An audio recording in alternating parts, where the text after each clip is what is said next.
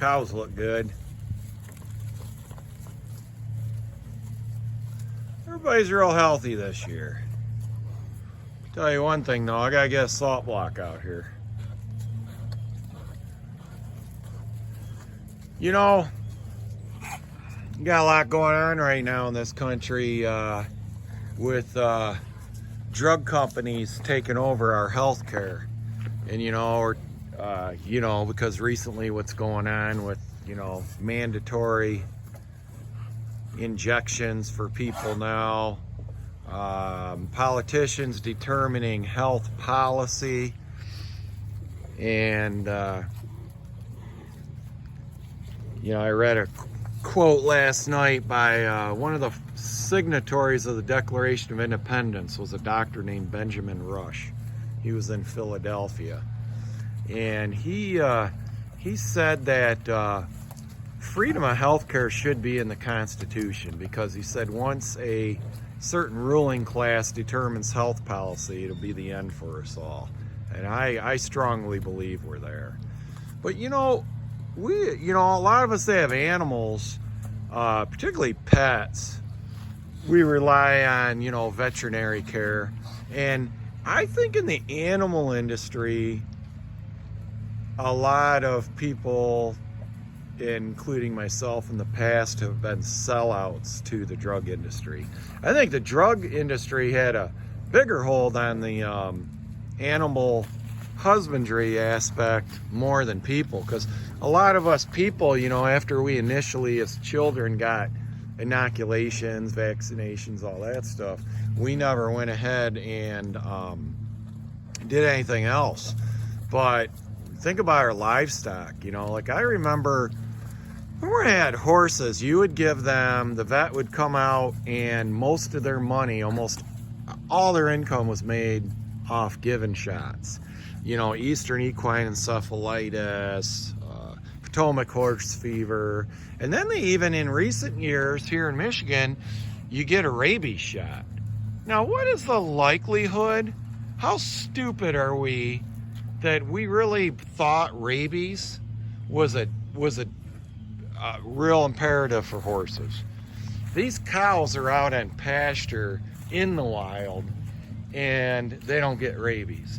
The rabies was pushed to the equine industry because they knew that the equine owners would suck that up. I'm pretty sure that they know they can't push rabies on the cattle industry. Most of us would be laughing like crazy on it. But I used to give these guys shots, run them through the chute every year, and it wasn't a one-time shot. Every year you gotta give them a booster and blah blah blah. And then when I'd go to my I used to be in the state cattlemen's group, and all our sponsors were like Boehringer Ingelheim, Pfizer Animal Health, all of that. And then I used to get the National Beef publication. Over half the advertisers were drug companies. It occurred to me the drug industry was also controlling the animal industry as well. And I got out years ago, and I started to see light. This old dairy farmer I knew, he was milking like about 180 head of Holsteins. He had registered Holsteins. He had a Holstein bull business, ship semen. And he talked about deworming. He goes, oh, I haven't done that in years. He goes, that's the biggest scam there is, waste of money. And then I started, I haven't wormed these guys in years, but I did fecal analysis, and I also did them when I had horses. And I realized, wow, you didn't need to do that. It was a complete waste of time most of the time doing any type of deworming program. And I certainly think in most of the time then doing your annual shots with these cattle is a complete waste of time.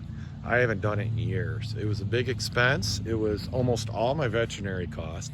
Now the only shots these guys get, the bigger calves, when we run through the chute, I'll band them, and I used to band them myself, but it's just cheap labor having the vet there because I never have enough help. And the vet insists on tetanus, because he did say, he goes, the people got, you know, do get tetanus in their cattle when they banned them in the local area. So yeah, it doesn't cost much. So we do give tetanus. Then obviously, you know, once in a great while, I'm out here on, you know, I'm not in a feed lot, so the vectors for disease are pretty minimal, but yeah, once in a great while, I do get, you know, I need some therapeutic antibiotics or something for respiratory disease, things like that, you know, on the calves. Really almost like never on these big cows, you know. But I realized that judicious, you know, shots, inoculations was more important than blanket annual shots that may not be necessary, and in my case have proven to really not be necessary. So it occurred to me that in the veterinary, you know, animal husbandry, and especially with pet owners, are the biggest sellouts being ruled by the drug industry. And you know, some of it is a complete waste of money and draining our pocketbooks. Can't say any of it's detrimental, except for the cost associated with it. And because I think right now, when you got somebody like Pfizer that made $32 billion in less than a year on a new product that isn't even FDA approved, they're set to make 3 billion doses next year and 4 billion the following year. They own the world at that point. They are the Goliath, and they are into every aspect of our lives. And I believe now we need to be looking at who's really running the country. And is it the drug companies?